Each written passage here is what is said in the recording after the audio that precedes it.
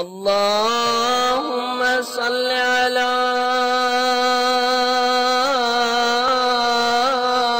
محمد وآل محمد. نحمده ونصلي على رسوله الكريم وعلى آله الطيبين الطاهرين المعصومين ولعنة الله على أعدائهم أجمعين. اللهم صل على محمد وآل محمد وعجل فرجهم. اللهم صل على محمد. الثاني مفهوم الوصف موضوع البحث الى آخره. الحمدللہ ہم مفاہیم میں سے دوسرے قسم مفہوم وصف میں پہنچ چکے ہیں. کل ہم نے عرض کیا تھا کہ مفہوم وصف کے بارے میں جو ہماری بحث ہے اس میں کچھ نکات ملحوظ خاطر رکھنے چاہیے. مصنف کہتے ہیں سب سے پہلے یہ ہماری بحث وصف نحوی اور ادبی کے ساتھ خاص نہیں، بلکہ اس وصف سے مراد وصف اصولی ہے کہ جس کا دائرہ وسیع ہے، یعنی ہر وہ چیز، ہر وہ قید جو موضوع کے دائرے کو تنگ کرے، مضیق کرے، اس قسم کی وصف اور وہ چیز ہمارے مورد بحث میں داخل ہے. پہلا نقطہ یہ تھا، اس میں ہم نے 5 چیزیں ذکر کی تھیں، لہذا اس کا تکرار نہیں کرتے. دوسرا نقطہ ہم نے کہا تھا کہ اس طرح یہ بحث مختص ہے، خاص ہے ایک ایسی وصف کے ساتھ کہ جو یعتمد علی الموصوف، موصوف پر اعتماد کرتی ہو. یعنی کیا مطلب؟ یعنی اس سے پہلے موصوف مذکور ہو. اعتماد کا مطلب کیا ہے کہ پہلے مذکور ہو. جیسے اکرم انسانا عالما، تو انسان پہلے ذکر ہے.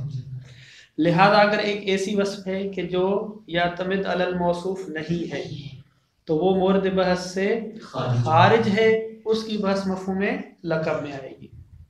2 نقطے ہو گئے. تیسرا نقطہ یہ کہ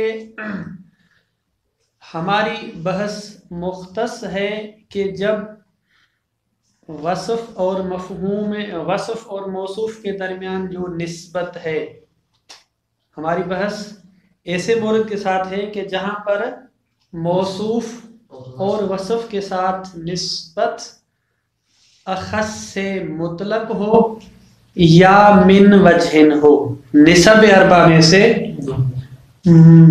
جو وصف ہے موصوف کے اعتبار سے یا تو اخص سے مطلق ہو یا من وجہن ہو، یعنی نسبت عام و خاص و مطلق کی ہو یا عام خاص من وجہن کی ہو. تساوی کی صورت میں یہ بحث نہیں ہے، تباین کی صورت میں تو جو ہے نا وہ اصلا نکل جائے گی. اسی طرح اگر عام ہو، کیا وصف عام ہو موصوف اخص ہو، تب بھی اس میں بحث نہیں ہے. عموم خصوص من وجہن میں ہماری جو ہے وہ بحث ہے کہ وصف اور موصوف کے درمیان عموم خصوص من وجہن کی نسبت ہو. یہ بات واضح ہو گئی. یہاں پر ایک نقطہ ہے جو بورڈ جس کا محتاج ہے کہ بورڈ میں بیان کیا جائے. ہم نے کہا تھا کہ وصف اور موصوف کے درمیان جو ہے وہ نسبت جو ہے وہ نسب اربع میں سے مثلا تباین تو واضح نہیں ہو سکتا، یا تساوی کی نسبت ہوگی. مثلا سب سے پہلے مورد لے کے ہے تساوی کا، ٹھیک ہے، نسبت تساوی کی نسبت ہوگی. مثال ہے، تساوی کی مثال دے دیں، ٹھیک ہے، تساوی کی نسبت ہوگی. تساوی کی مثال دیتے، مثال وصف اور موصوف کی طرف نسبت ہے تساوی کی. جیسے انسان ناطق، انسان جتنے افراد انسان کے اتنے افراد ناطق کے ہیں. انسان ضاحک، انسان متعجب، تو یہ تعجب کرنے والا بھی انسان ہوتا ہے، ضاحک بھی انسان ہوتا ہے، ناطق بھی انسان ہوتا ہے. تو تساوی ہے ان کی نسبت آپس میں. تو لہذا یہ کیا ہے؟ انسان مثلا ناطق آپ مثال لے لیں، ٹھیک ہے، یا دوسری مثال کیا لے لیں؟ مثلا ظاہر کی لے لیں، عالم کی نہیں، ٹھیک ہے. دوسری کیا ہو سکتی ہے نسبت؟ عموم خصوص مطلق کی، ٹھیک ہے، مطلق عام و خاص مطلق، عام و خاص و مطلق، ٹھیک، عام و خاص و مطلق. جو تصویر دیتے ہیں رائٹنگ میری ویسی ہے. تو نسبت اس مثال دے دیں، ٹھیک ہے، کہ وصف صفت اور جو ہے نا موصوف کے درمیان نسبت کیا ہو، عام خاص مطلق کی ہو، عام و خاص و مطلق کی ہو. یہاں پر ہم نے وصف کو عام بنانا ہے اور موصوف کو خاص بنانا ہے. وصف عام ہو اور موصوف جو ہے وہ خاص ہو. انسان عالم، انسان عام ہے، عالم خاص، موصوف موصوف کیا ہو، خاص ہو، وصف عام ہو. موصوف عام خاص. انسان حیوانات انسان الانسان حیوانات الانسان حیوانا، مثلا الانسان حیوانا. تو یہاں پر جو ہے نا وہ انسان ہے. مثلا عجبنی، عجب لی، عجب لی، ٹھیک ہے، یعنی میرے لیے لے کے آؤ. عجب لی انسانا حیوانا، ٹھیک ہے. ممکن ہے مثال میں مناقشہ ہو لیکن اسے سمجھانے کے لیے، ٹھیک ہے. انسانا حیوانا، انسان کیا ہے، اس کا دائرہ تنگ ہے اور اس کا دائرہ فرض کریں اس کے 100 افراد ہیں تو اس کے فرض کریں کہ 1000 افراد ہیں. ٹھیک ہے. مصنف کہتے ہیں یہ دونوں جو نسبتیں ہیں ہمارے فرض بحث سے خارج ہیں.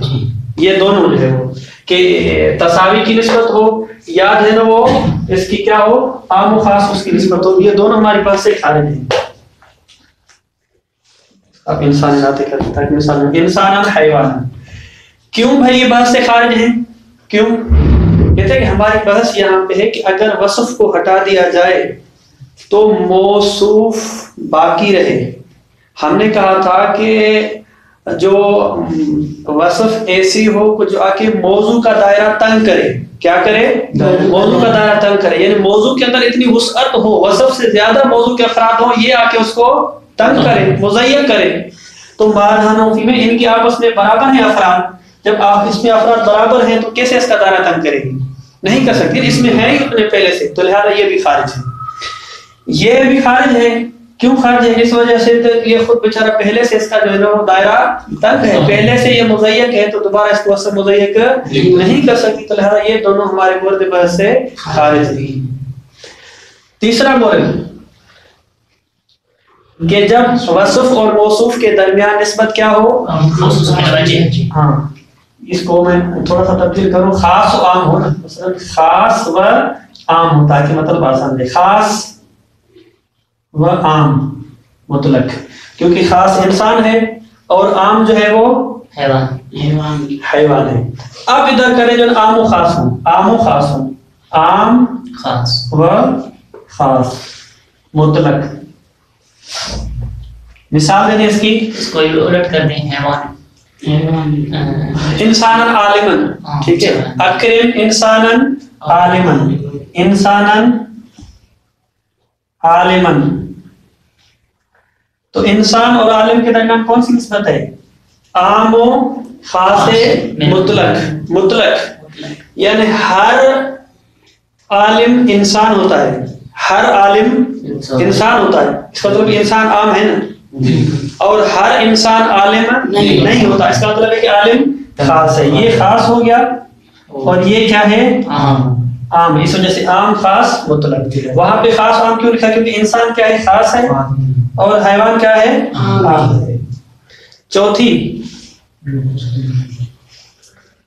نسبت کیا ہے؟ عام خاص من وجہ. عام و خاص من وجہ. اس کی مثال دے دیں. مثال کے طور پہ اس کی مثال ہم جو ادھر کتاب میں بھی آئے گی وہ ہم بیان کریں گے. یہاں پہ جو نا مثال جو ہے وہ غنم صائمہ. غنم صائمہ، غنم یعنی بھیڑ، صائمہ یعنی جس کو چراگاہ میں چرتی ہو، گھر میں جو نا چارنا کھاتی ہو. ٹھیک ہے. غنم صائمہ. ان دونوں کے درمیان کیا نسبت ہے؟ عموم خصوص من وجہ کی نسبت ہے. کیا نسبت ہے؟ عموم خصوص من وجہ کی نسبت ہے. مطلب ایک جانور ہے، ٹھیک ہے، جو غنم بھی ہے اور صائمہ بھی ہے. ٹھیک، یہ دونوں آگے یہ واضح ہے. غنم ہے، صائمہ نہیں ہے. بھیڑ تو ہے لیکن بھیڑ بیچارے وہ گھر میں پالا ہوا ہے، تو یہ صائمہ نہیں ہے، یہ معلوفہ ہو جائے گی. کیا ہو جائے گی؟ معلوفہ، یعنی جس کو گھر میں 4 ڈالا جاتا ہے. تو یہ افتراء کس کی طرف سے ہو گیا؟ غنم کی طرف سے. ادھر سائمہ ہے لیکن غنم نہیں ہے. مثلا کیا ہے؟ ایبل ہے. واضح ہے. تو یہاں پر جو ہے نا وہ افتراء کس کی طرف سے ہے؟ سائمہ کی طرف سے ہے. مصنف کہتے ہیں کہ ہمارے مورد بحث میں وصف اور موصوف کے درمیان جب نسبت کیا ہو؟ عام خاص مطلق کی ہو، یہ مورد بحث ہے. اور اسی طرح عام خاص من وجہن کی نسبت ہو تو وہ مورد بحث ہے. لیکن عام خاص نسبت کے عام خاص من وجہن کے کتنے مورد ہو گئے؟ 2 ہو گئے. ایک یہ اور ایک یہ. ٹھیک ہے. آپ کہیں گے یہ کیوں نہیں؟ کیونکہ یہ تو منطوق ہے. تیسرا کیا ہے؟ منطوق ہے نا. مثلا فی الغنم صائمۃ زکات، فی الغنم صائمۃ زکات، غنم صائمہ میں زکات ہے، یہ تو منطوق ہو گیا. ہم بحث کرنے جا رہے ہیں چونکہ مفہوم میں، مفہوم میں کہتے ہیں کہ آیا یہ دو عموم خصوص من وجہ کے یہ دونوں مورد شامل ہیں یا جو ہے وہ ان میں سے ایک شامل ہے. اس میں ساری کی ساری بحث ہے. اس وجہ سے اس کو ہمیں مٹائیں گے تاکہ مطلب آسان ہو جائے گا. ادھر ہی کام چل جائے گا، ادھر چلے گا. ٹھیک ہے. مصنف نے کہا کہ ہماری بحث کس میں ہے کہ نسبت عموم خصوص من وجہ کی ہو. لیکن عموم خصوص من وجہ کا کون سا مورد؟ یہ والا مورد یا یہ والا مورد؟ یہ والا مطلب کیا؟ ریکارڈنگ والے تو سمجھ نہیں آئے گا نا. یہ والا مورد ہے کہ مطلب ہے کہ جب افتراق صفت کی طرف سے ہو وہ شامل ہے، یا جب افتراق موصوف کی طرف سے ہو. کون سا مورد بحث ہے؟ مصنف کہتے ہیں کہ وہ مورد بحث ہے کہ جب افتراق کس کی طرف سے ہو؟ موصوف کی طرف سے ہو. کس کی طرف سے ہو؟ موصوف کی طرف سے ہو. یعنی موصوف تو مذکور ہے، موصوف تو مذکور ہے، وہ صفت جو ہے وہ مفقود ہو گئی، دوسری صفت آ گئی. افتراء کس نے کیا؟ صفت نے افتراء کیا، صفت جدا ہو گئی. معنی نفی میں کیا ہے؟ صفت تو موجود ہے لیکن موصوف تبدیل ہو گیا. ٹھیک ہے. تو کہتے ہیں معنی نفی میں جو مورد بحث ہے وہ یہ والا مورد ہے کہ جب افتراء موصوف کی طرف سے ہو. کس کی طرف سے ہو؟ موصوف کی طرف سے ہو. اگر بعد میں گڑبڑ ہوئی تو تبدیل کریں گے، لیکن میرے ذہن میں فی الحال یہ ہے. ٹھیک ہے. کہتے ہیں کیوں؟ اس وجہ سے کہ جب کہہ رہے کہ یجب فی الغنم صائمۃ زکات، تو اب یہ جو صفت تھی یہ معلوفہ چلی گئی. اب سوال ہے کہ جو غنم ہے اور صائمہ جو تھی وہ صائمہ آیا غنم جو معلوفہ ہے اس میں زکات ہے یا زکات نہیں؟ اس موضوع کے جس کے ساتھ صفت صائمہ تھی یہ صفت چلی گئی، تو آیا اس موصوف کے لیے مفہوم ہے کہ نہیں ہے؟ یعنی موصوف باقی رہے، صفت چلی جائے تب مورد بحث ہے. ہماری بحث یہ تھی کہ اکرم انسانن عالمن، عالم نہیں ہے ویسے جاہل ہے تو اس کے لیے اکرام ہے یا نہیں ہے؟ تو انسان کو باقی رکھا پھر بحث کی. تو معنی نفی میں غنم بیچاری بھیڑ کو تو باقی رکھیں، بھیڑ کے بدلے ہاتھی لے کے آئے تو اس میں ہماری بحث نہیں ہوگی. تو لہذا عموم خصوص من وجہ کے جو مواد ہیں ان میں سے یہ والا مورد شامل نہیں ہے، یہ والا مورد بحث ہے. ابھی ہم نہیں کہہ رہے کہ مفہوم ہے، ہم ساری کی ساری کوشش کہ مورد بحث کون سا ہے، کس کے بارے میں نزاع ہے. یہ دیکھیں کہ یہ والا مورد بحث ہے. اس وجہ سے مصنف کہتے ہیں کہ بعض شافی جو حضرات ہیں، شافی، مالکی، حنبلی، یہ جو سارے ہیں، وہ کہتے ہیں کہ اس مورد میں بھی زکات ہے. یعنی یہ بھی مورد بحث ہے. اور پھر اگر کوئی قائل ہو جاتا ہے کہ مفہوم کے لیے وصف ہے تو پھر ابل صائمہ کے لیے یعنی ابل معلوفہ کے لیے جو ہے وہ مادر کے ساتھ ہے وہ ابل صائمہ کے لیے زکات ہوگی، لیکن اگر ابل معلوفہ ہو تو اس پر بھی زکات نہیں ہوگی. مصنف کہتے ہیں یہ شافعیوں کا نظریہ درست نہیں ہے. واضح ہے. عبارت میں تطبیق کریں گے مطلب جو ہے اور آسان ہو جائے گا. موضوع البحث المقصود بالوصف ہونا. کہتے ہیں مصنف کہتے ہیں کہ مقصود بالوصف ہونا یعنی یہاں علم اصول کی بحث میں جب ہم مفاہیم کی بحث کر رہے ہیں ادب کے اعتبار سے نہیں. وصف سے مقصود جو ہے یعم النعت و غیرہ، ما وہ مراد ہے کہ جو شامل ہے نعت کو یعنی صفت کو، وغیرہ اور غیر نعت کو. فیشمل الحال و تمییز، بس لہذا مورد ہمارا شامل ہے حال کو، اسی طرح تمییز کو، و نحو حما. نحو حما میں کیا مثالیں دی آپ نے؟ مما یصلح، قانون کلی یہ ہے ہر وہ چیز کہ جس کے اندر صلاحیت ہو ان یکون قیدا لموضوع تکلیف، تکلیف اور حکم کا جو موضوع ہے. تکلیف سے مراد کیا ہے؟ حکم ہے. تکلیف سے مراد سر میں درد ہوتا ہے مجھے وہ تکلیف ہے، وہ مراد نہیں ہے بلکہ حکم ہے. حکم کا جو موضوع ہے ہر وہ چیز اس موضوع کو مقید کر سکتی ہے، وہ معنی نفی میں مورد بحث ہے. کما انہ یختص، تو پہلا نقطہ یہاں تک تمام ہو گیا جس میں ہم نے 5 چیزیں بیان کی تھیں. کما انہ یختص بما اذا کان معتمدا علی موصوف، اسی طرح یہ بحث مختص ہے، موضوع بحث ہمارا مختص ہے. کما انہ یعنی موضوع بحث مختص ہے بما، اس مورد کے ساتھ اذا کان معتمدا علی موصوف، کہ جب یہ وصف اعتماد کرتی ہو یعنی مذکور ہو وہاں پر موصوف. فلا یشمل ما اذا کان الوصف نفسه موضوعا للحکم، بس وہ وصف کے جو بذات خود موضوع حکم واقع ہو رہی ہے، یعنی ڈائریکٹ حکم اس وصف پہ آ رہا ہے، موصوف مذکور نہیں ہے تو وہ مورد بحث سے خارج ہے. نحو والسارق والسارقۃ فاقطعوا ایدیہما، چور اور چورنی. دیکھیں یہاں پہ دونوں ہیں، چور سے مراد الگ ذکر کیا، چورنی سے مراد جو ہے نا وہ الگ ذکر کیا. یہ دونوں جو ہیں فاقطعوا ایدیہما، فاقطعوا حکم ہے، فلا یشملو یہ بحث موضوع بحث شامل نہیں ہے ما اس مورد کو اذا کان الوصف نفسه، کہ جہاں پر وصف بذات خود موضوعا للحکم، حکم کے لیے موضوع واقع ہوتا ہے. پہلے ہم کیا کہہ رہے تھے کہ موضوع موصوف واقع ہو رہا تھا، یہ وصف اس کے لیے آ رہی تھی. اب یہ ہے کہ ڈائریکٹ جو ہے وہ موضوع حکم ہے. وسارق وسارق فاقطعوا ایدیہما فإن مثل هذا، یہ جو مورد ہے یدخل فی باب مفہوم اللقب، یہ جو ہے مفہوم لقب میں آئے گا اس قسم کا موضوع. ہم وہاں پر جو ہے وہ بحث کریں گے کہ اس کے لیے مفہوم ہے یا نہیں ہے، یہ وصف سے خارج ہے. والسر فی ذالک، مطلب یہاں پہ واضح ہے، سر واضح ہے کہ ان دلالت علی انتفاء الوصف، کہتے ہیں کہ انتفاء وصف کی دلالت لابد فیہا، اس دلالت میں فیہا یعنی لابد فیہا کی جگہ کہاں جا رہی ہے، یہ جو دلالت ہے اس میں ضروری ہے کہ من فرض موضوع ثابت للحکم یقید بالوصف مرتن و یتجرد عنہ اخرى، ضروری ہے کہ ایک ایسے موضوع کو فرض کیا جائے جو موضوع ثابت ہو، وہاں پر ایک حکم ہو، پھر ہم اس کو قید لگائیں موضوع کو ایک مرتبہ وصف کے ساتھ اور ایک مرتبہ وصف سے خالی.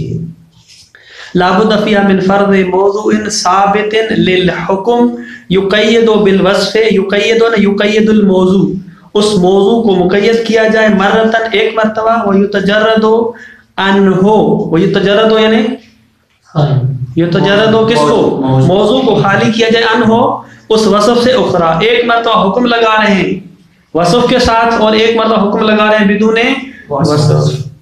حتی یمکن فرض نفی الحکم عنہ، حتیٰ کہ موضوع ہو تو ہم اس سے کہیں کہ یہ حکم نہیں ہے. حکم کی نفی کب جو ہے نا فرض کریں گے، جب موضوع ہو. جب موضوع ہی نہیں ہے تو اصل میں فرض میں سال باب انتفاع موضوع میں چلا جائے گا. حتی یمکن فرض نفی الحکم عنہ، عن الموضوع. 2 نقطے ہو گئے. تیسرا نقطہ وَيُعْتَبَرُ أَيْضًا، یہ بھی چیز ضروری اور معتبر ہے فی المبحوث عنہ ہونا، کہ جو ہمارے مورد بحث میں اور نظام چیز شامل ہے اس کے بارے میں، کہ ان یکون اخص من الموصوف مطلقا، ان یکون وصف، احسنتم، یہ جو وصف ہے وہ اخص ہو موصوف سے، البتہ اخص سے مطلق ہو، یعنی عموم خصوص مطلق کی نسبت ہو، موصوف عام ہو اور وصف اخص ہو، خاص ہو. او من وجہن، یا جو ہے وہ عموم خصوص من وجہن کی نسبت ہو، لأنہ لو کان مساویا، اس وجہ سے کہ اگر وصف موصوف کے مساوی ہو، جیسے من انسان اور ہم نے اس کی مثال دی تھی، او اعم مطلقن یا اعم مطلق ہو، یعنی وصف کیا ہو؟ عام ہو اور موصوف خاص ہو، تو لا یوجب تضییقا و تقییدا فی الموصوف، تو اس صورت میں جو ہم نقطہ بیان کیا تھا کہ وصف آ کے موضوع کے دائرے کو تنگ کرتی ہے، وہ والا نقطہ یہاں پہ حاصل نہیں ہوگا. حتی یصح فرض و انتفاع الحکم الموصوف عند انتفاع الوصف، یہ ممکن نہیں ہے. واضح ہے. وَأَمَّا دُخُولُ الْأَخَصِّ مِنْ وَجْهٍ فِي مَحَلِّ الْبَحْثِ، البتہ وہ ہم نے جو بات کی عموم خصوص من وجہن والی، اس کے بارے میں بحث کریں. البتہ داخل ہونا اخص من وجہن کا محل بحث میں فَإِنَّمَا هُوَ بِالْقِيَاسِ إِلَى مَوْرِدِ افتراق الموصوف عن الوصف، یہ بھی دو مورد تھے، ان میں سے وہ مورد محل بحث ہے جہاں پر موصوف افتراق کرے صفت سے، یعنی موصوف موجود ہے صفت چلی گئی ہے، وہ مورد بحث ہے عموم خصوص من وجہن والا. مثال کے طور پہ ففی مثال فی غنم صائمت زکاتن، وہ غنم جو صائمہ ہے اس میں زکات ہے. یکون مفہومہ، اس مثال کا، اس جملے کا مفہوم کیا ہوگا؟ لو کان لہ مفہوم، اگر ہم قائل ہوتے ہیں، دیکھیں مثلا کریں اگر ہم مفہوم کے قائل ہو جائیں تو کیا ہوگا؟ عدم یکون مفہومہ عدم، ٹھیک ہے، یکون مفہومہ عدم، عدم وجوب زکات فی الغنم الغیر صائمت، اس کا مفہوم یہ ہے کہ زکوٰۃ واجب نہیں ہے اس غنم میں جو غیر صائمہ ہے، اور وہ کیا ہے؟ معلوفہ ہے. وَأَمَّا بِالْقِيَاسِ إِلَى مَوْرِدِ افتراق الوصف عن الموصوف، البتہ عموم خصوص من وجہن کا جو دوسرا مورد کہ جہاں پہ وصف افتراق کر رہی ہے موصوف سے، وصف تو موجود ہے اس جملے والی لیکن موصوف کوئی اور ہے.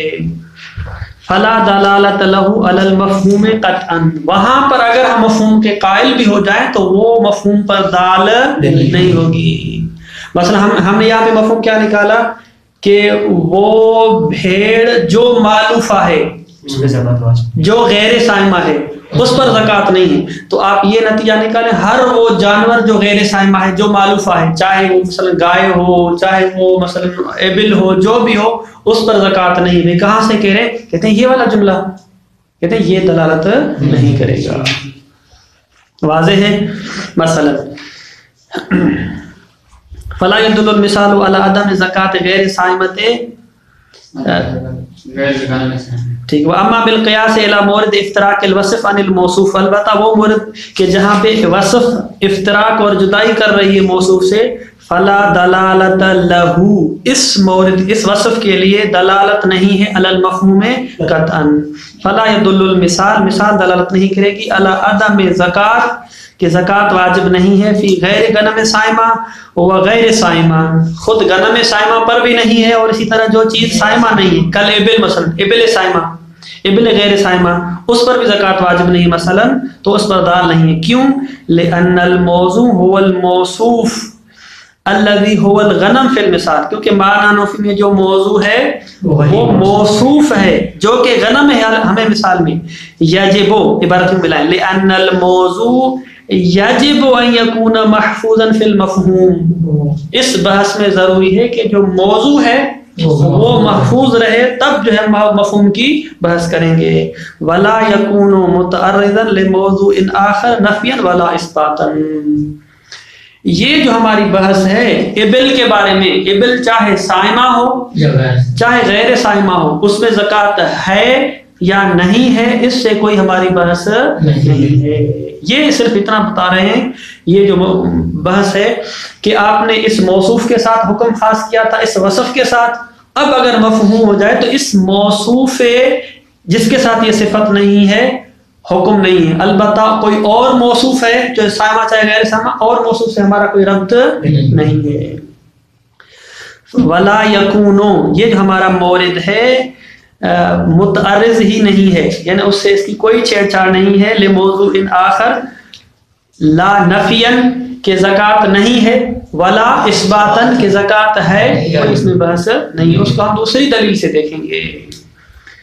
بس نتیجہ یہ نکلا کہ فما عن بعض الشافعیۃ من القول بدلالت القضیۃ المذکورۃ. بعض شافی حضرات جو ہے وہ یہ بات کرتے ہیں، اس بات کے قائل ہیں کہ یہ جو قضیہ ہے، قضیہ مذکورہ، کون سا قضیہ مذکورہ؟ فی الغنم الصائمۃ زکاۃ، اس کی دلالت ہے علی عدم الزکاۃ فی الابل المألوفۃ، کہ جو ابل معلوفہ ہے اس پر بھی زکوٰۃ واجب نہیں ہے. مصنف کہتے ہیں لا وجہ لہ قطعا، اس کی یہ جو علت پیش کر رہے ہیں اس کے لیے کوئی علت نہیں ہے. واضح ہے جی. الاقوال فی المسألۃ والحق فیہا، یہاں تک تو صرف ہم نے بیان کیا تھا کہ بحث کس جگہ پہ بحث ہے، صرف اور صرف ہم نے جو ہے نا اپنا راستہ سیدھا کیا. اب ہے مفہوم یا نہیں ہے یہ اب بحث کرنے جا رہے ہیں.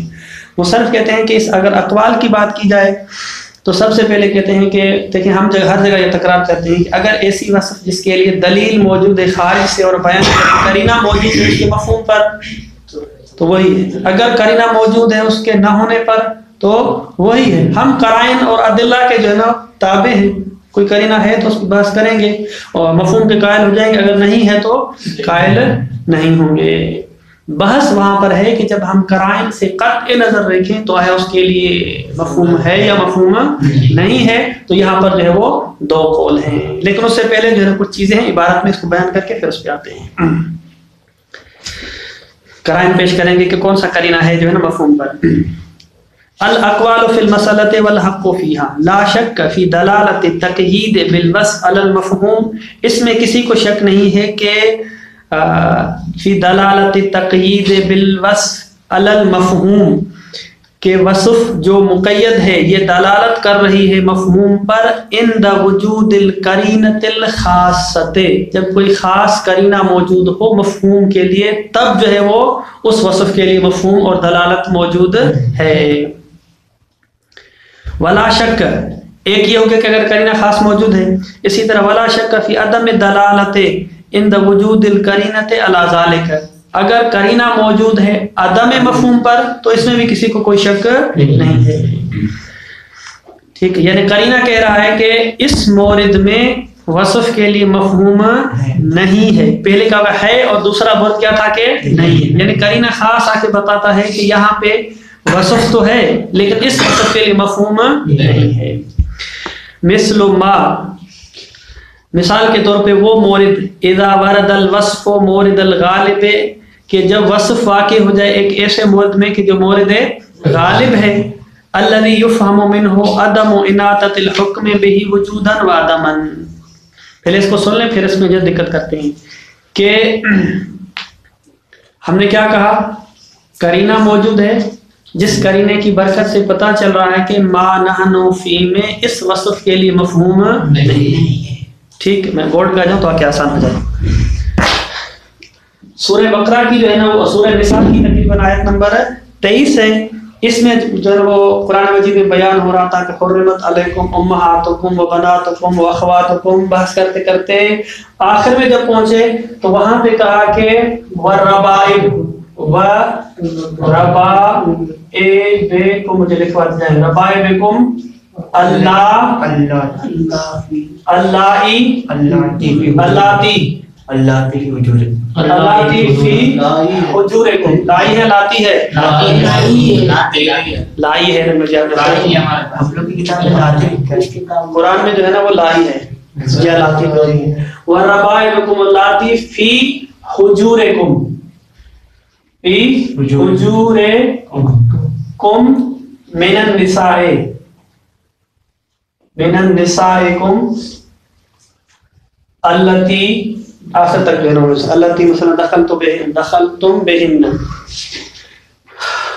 آپ پر حرام ہے آپ کی مائیں، آپ کی بہنیں اور آپ کی بیٹیاں. ربائب سے مراد بیٹیاں ہیں. ٹھیک ہے، بتاتا ہوں کیا ہے. ربائب سے مراد بیٹیاں ہیں اور آپ کی وہ بیٹیاں، آپ کی وہ بیٹیاں اللہ، یہ صفت ہے یہاں پر. ٹھیک ہے، اللہ سے لے کے فی حجورکم، اللہ سے لے کے حجورکم تک حکم آیا ہے حرام ہے. یہ موضوع ہے، ٹھیک ہے، یہ موصوف ہے. ٹھیک، یہ موصوف ہے، اس پر حکم کیا ہے؟ حرمت. اس کے لیے وصف بیان ہوئی ہے اللہ فی حجورکم، جو آپ کی گود میں ہے، گود والی، یعنی ان کو کیا کہتے ہیں اردو میں، جن کا رضائی، نہیں رضائی نہیں، رضائی تو دودھ والے تھے، جن کو جو ہے نا پالتا ہے بندہ،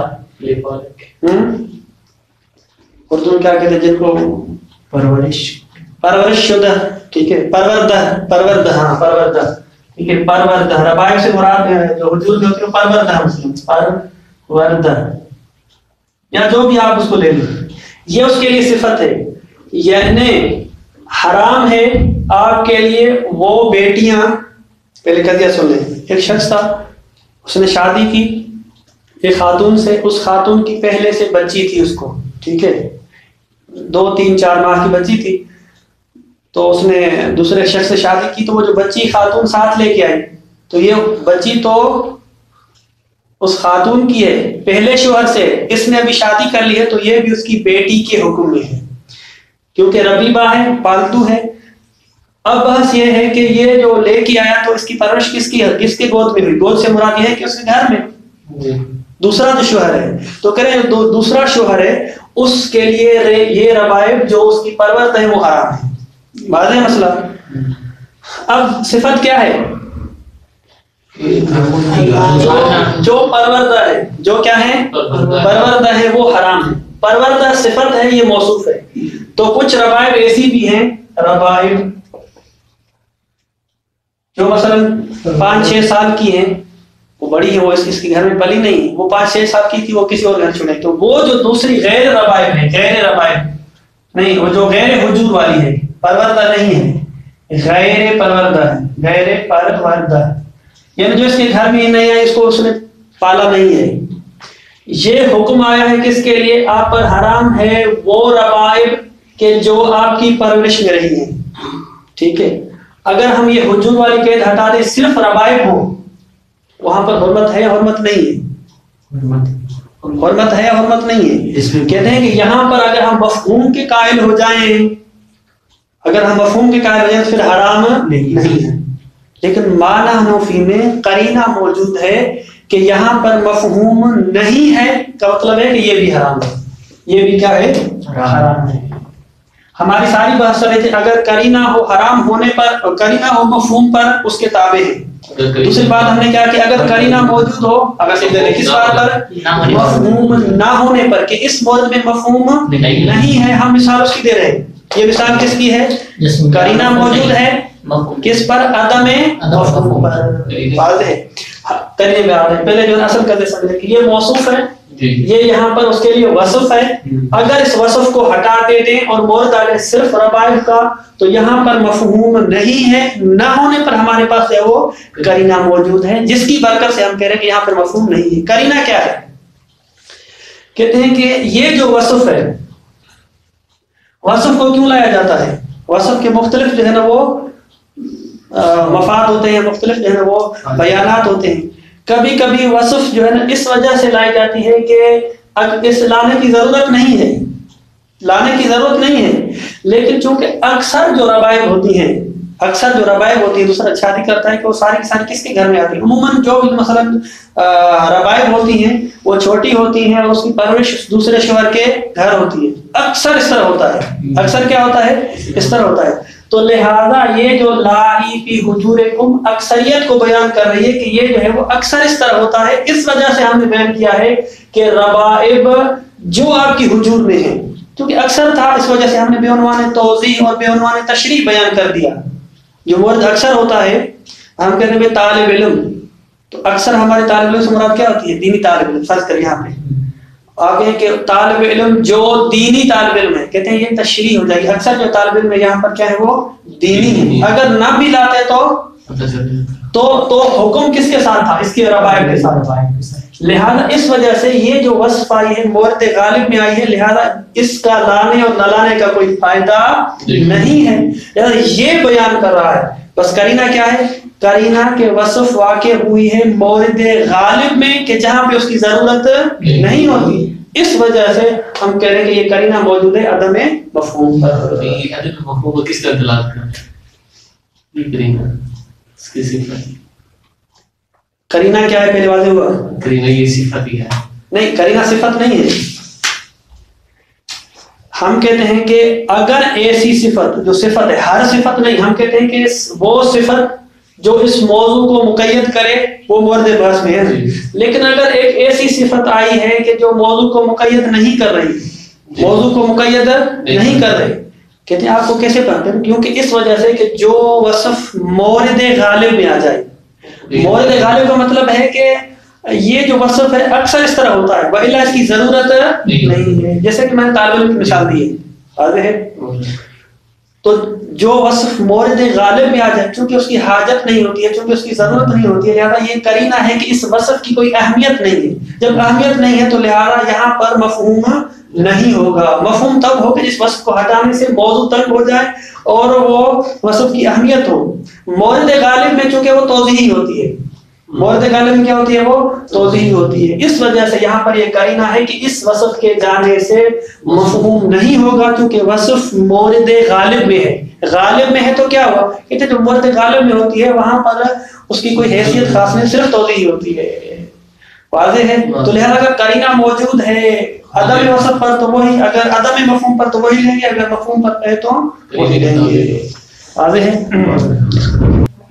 مثل ما اذا ورد الوصف، مثال کے طور پہ، یہ مثال کس کی دے رہے ہیں؟ یہ ذہن میں رکھیں کہ جہاں پر قرینہ موجود ہے عدم مفہوم پر، احسنتم، ورد الوصف مورد الغالب، کہ جہاں پر وصف وارد ہوئی ہے مورد غالب پہ، الذی یفہم منہ، جہاں مورد غالب کا مطلب یہ ہے، اس سے بات سمجھ میں آتی ہے کہ عدم اناطۃ الحکم بھی وجوداً و ادباً، مورد غالب کا مطلب ہے کہ جو حکم ہے یہ حرمت والا، یہ منوط نہیں ہے، چاہے یہ وصف ہو چاہے یہ وصف نہ ہو۔ مورد غالب میں اساسی نقطہ یہ ہے کہ حکم منوط نہیں ہے، حکم کا معیار اس وصف کے ساتھ نہیں ہے، نہ ہونے کے اعتبار سے اور نہ ہونے کے اعتبار سے۔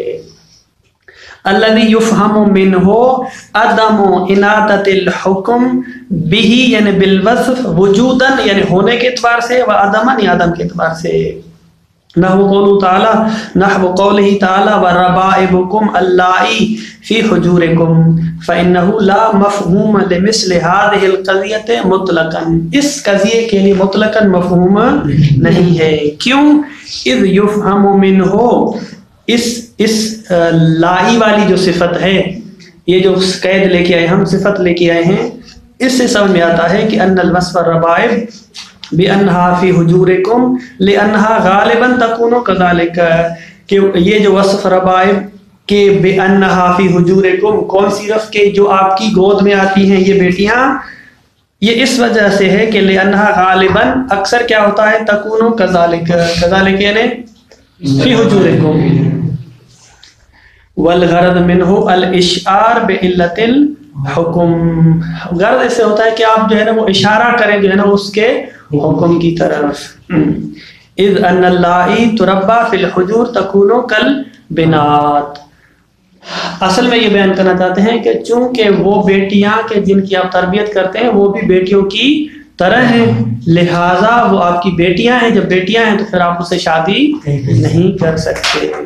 البتہ اس میں وہ قید آئی ہے کہ من النساء التی دخلتم بہن، دخول جو ہے نا وہ شرط ہے۔ والغرض منہ، اس صفت اور وصف سے غرض کیا ہے؟ الاشعار، کہ اس بات کی طرف اشعار کیا جائے، رہنمائی کی جائے، اشارہ کیا جائے، بعلت الحکم، کہ یہ ربائب پر، اس موصوف اور موضوع پر یہ حکم کیوں آیا ہے، اس کی علت کیا ہے۔ اذ ان اللائی، لائی سے مراد یہ جو ہیں یہ ربائب، تربا فی الحجور، اکثر طور پہ کیا ہوتا ہے ان کی تربیت کی جاتی ہے حجور میں، تکونو کالبنات، تو وہ کس طرح ہیں؟ بنت کی طرح ہیں۔ واضح ہے؟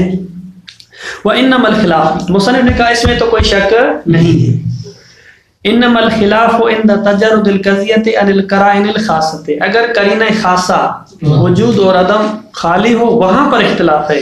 فإنهم اختلفوا في أن مجرد التأکید بالوصف، صرف اور صرف اس وصف کو لایا گیا ہے، مقید کیا گیا ہے موصوف کو وصف کے ساتھ، هل يدل على المفہوم، آیا مفہوم پر دال ہے، انتفاء الحکم الموصوف عند انتفاء الوصف، جب وصف چلی جائے تو موصوف سے وہ حکم بھی چلا جائے گا، او لا یدلو، یا جو ہے وہ دلالت نہیں کرتا۔ نظیر الاختلاف المتقدم فی التقیید بالشرط، جیسا کہ ہم نے مفہوم شرط میں کہا تھا کہ یہ جو شرط ہے، اگر شرط کے چلے جانے سے مشروط کے لیے موضوع کے لیے حکم ہے، مفہوم ہے یا مفہوم نہیں ہے، حکم ہے یا حکم نہیں ہے، بالکل اسی طرح۔ وفی المسألۃ قولان، مسئلہ میں دو قول ہے، المشہور القول الثانی وہو عدم المفہوم، قول ثانی یہ ہے کہ اس کے لیے مفہوم نہیں ہے، مشہور کا نظریہ یہی ہے۔ والسر فی ذلک، والسر فی الخلاف یرجع الی ان، مشہور کے ساتھ ہے، مصنف جو ہے وہ مشہور کے ساتھ ہیں۔ والسر فی الخلاف يرجع إلى أن التقييد المستفاد من الوصف هل هو تقييد لنفس الحكم أو أن الحكم منوط به۔ کہتے ہیں یہ اختلاف کیوں ہے، وصف کے لیے موصوف کے لیے حکم، وصف کے لیے مفہوم ہے یا نہیں، اس میں اساسی نقطہ جو ہے کیا ہے، کیوں دو قول ہو گئے؟ دیکھیں ہمارے پاس 3-4 اصطلاحیں ہیں، 3 اصطلاحیں۔ ایک ہے حکم، ٹھیک ہے، حکم ہے الحکم، حکم مثلا کیا ہے، واجب ہونا، حرام ہونا، مستحب ہونا، مکروہ، جائز، حکم تکلیف، اور یہ ایک حکم ہے۔ ایک ہے موضوع، موضوع الحکم، ٹھیک، حکم کی مثال مثلا وجوب لکھ لیں، ٹھیک ہے، وجوب، حکم کی مثال وجوب۔ موضوع الحکم زکات، ٹھیک ہے، یعنی یہ حکم جس پر آ رہا ہے، ٹھیک ہے، اس کو آتے ہیں۔ دوسرا ہے متعلق، متعلق، متعلق الحکم، ٹھیک ہے، متعلق الحکم، دوسرا کیا ہے، متعلق الحکم۔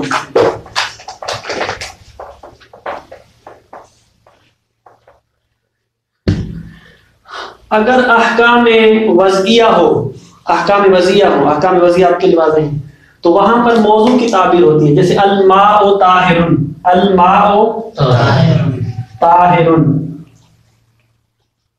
ٹھیک ہے، الماء طاہر یا الماء نجس، جو بھی مثال آپ دیں، تو یہ نجس طاہر حکم ہے، ٹھیک ہے۔